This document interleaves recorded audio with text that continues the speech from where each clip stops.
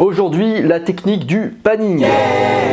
Alors, je garde le mot anglais pour rendre ça technique et inaccessible, mais je vais vous expliquer tout de suite en quoi ça consiste, c'est assez simple. Pour résumer en 2 phrases, à l'opposé des techniques de photo où on reste parfaitement stationnaire, et donc l'appareil photo aussi, le panning consiste à faire bouger l'appareil photo en même temps que votre sujet et en restant parallèle et à son niveau. Et aussi, je rajouterai à la même vitesse.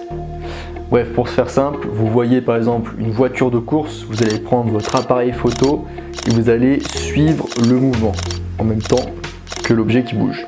Généralement, la vitesse d'obturation qui sera utilisée pour ce type de photo sera entre 1/60e de seconde et 1/8e de seconde. Le secret pour réussir cette technique, et ça va demander d'entraînement, c'est d'être parfaitement fluide. La moindre vibration ou le moindre mauvais mouvement pourra venir altérer la qualité de votre photo sur cette technique. Il faut apporter une grande importance à l'arrière-plan sur ce type de photo. Pourquoi? Car tout simplement le but, il est tout simple, c'est d'avoir votre sujet net ou le plus net possible, car c'est assez difficile quand même. Un peu de flou de mouvement peut donner un effet à votre photo et à votre sujet, et ainsi indiquer qu'il est dans un mouvement rapide.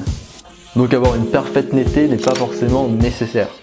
Ensuite, il vous faut un fond un peu complexe. Si vous avez un fond uni, l'effet ne va pas marcher du tout. L'effet est beaucoup plus intéressant et approprié sur des fonds qui ne sont pas unis, qui vont avoir de la texture ou différentes couleurs ou différentes formes. Typiquement, si vous prenez par exemple un frisbee qui est en l'air, que vous le suivez avec votre appareil photo et que l'arrière-plan est le ciel bleu, l'effet sera tout simplement raté.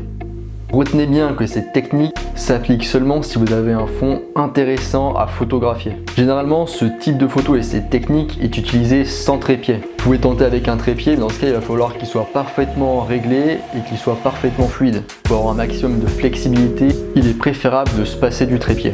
Et évidemment, comme d'habitude, toujours pas de fin.